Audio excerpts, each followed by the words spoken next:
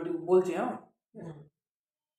তো আজকে আমরা লস অফ ইন্টিজার্স এই চ্যাপ্টারটা স্টার্ট করবো, chapter number 2 of class 9 West Bengal board.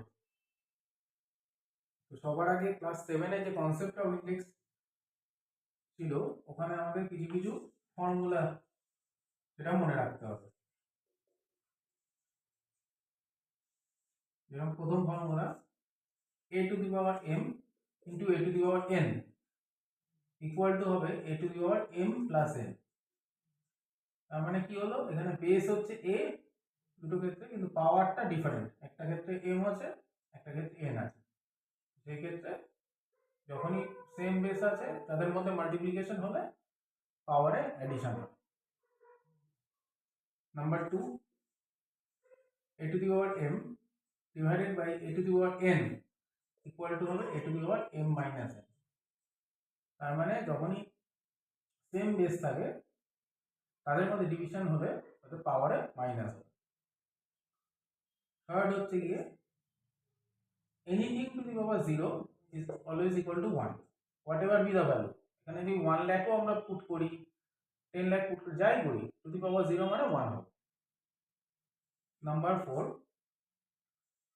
a into B, suppose দুটো ভ্যালু আছে, সেটাকে আমরা বেস হিসেবে যদি কনসিডার করি, to the power m is equal to a to the power m into b to the power m। ঠিক আছে। Number 5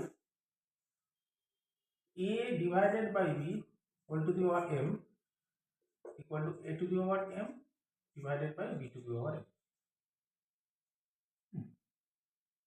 তো মোটামুটি এই পাঁচটাই দরকার পড়ে, আরো কিছু প্রয়োজন পড়লে আমরা অঙ্ক করতে করতে সেটা পার। ঠিক আছে, তো চলে আসি আমরা question number 1। Let us work out 2। Chapter name হচ্ছে laws of indices.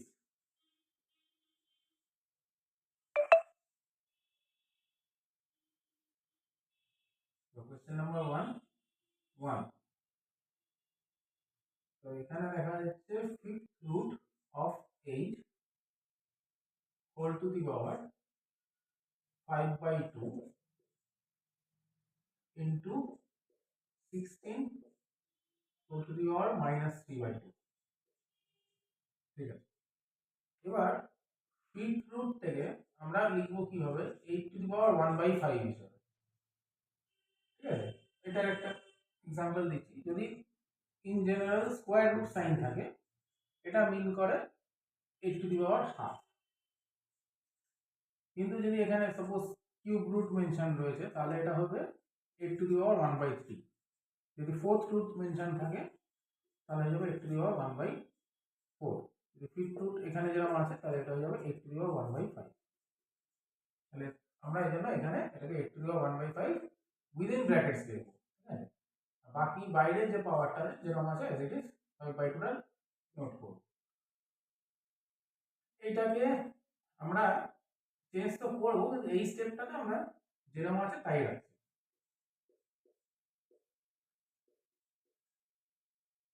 Next step, 8 আর 16 এর মধ্যে কমন ফ্যাক্টরটা কি আছে, 2 আছে। 4ও আছে, কিন্তু আমরা এটাকে 2 এর টার্মসে এই জন্য আনবো কারণ 8 is not a perfect square. সেই ক্ষেত্রে এই জন্য আমরা এটাকে 2 এর টার্মসে নিয়ে আসবো। তাহলে 8টাকে আমরা 2 কিউব লিখতে পারি। তাহলে 2 to the power 3 whole to the power, আচ্ছা এটা আরেকটা কাজ আমরা করে নিতে পারি। তার আগে আমরা এটাকে একটু সিম্পলিফাই করে নিই, বেটার হবে। আমরা যদি এটাকে এরকম ভাবে এই স্টেপটা এরকম করে দিই, তাহলে আমাদের ক্যালকুলেশনটা একটু ইজি হবে। কারণ আমরা এই ফর্মুলাটা যেটা দেখেছিলাম, হ্যাঁ আমি এখানে একটা ফর্মুলা লিখতে ভুলে গেছিলাম। এখন এটা হচ্ছে a to the power m whole to the power n equal to হবে a to the power m into n। Continued পাওয়ারের ক্ষেত্রে এখানে পাওয়ারের মাল্টিপ্লিকেশন হবে। সিমিলারলি এইখানটা কি করছি, a টু দি পাওয়ার 1/5 কে 5/2 দিয়ে মাল্টিপ্লাই করে দিচ্ছি। আর এটাকে আমি 4 স্কোয়ারও করতে পারি, করে -3/2 হলো।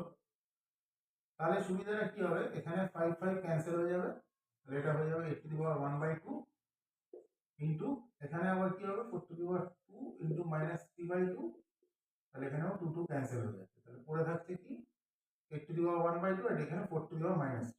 কিন্তু আমাকে একটা সেম বেসে আনতে হবে, তো সেই জন্য কি করবো, আমরা এটাকে 2 to the power 3 whole to the power 1/2 লিখবো।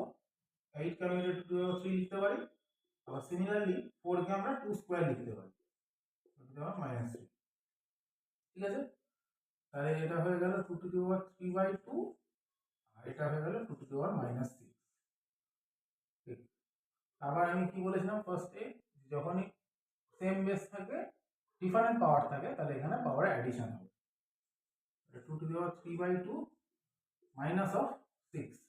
ঠিক আছে, তো আমরা এটাকে নর্মাল এলসিএম করি, নিচে কিছু নেই মানে এটাকে 1 কনসিডার করা যেতে পারে, তাহলে হয়ে গেল 2 to the power 3 minus 12 by হচ্ছে 2 equal to 2 to the power -9/2।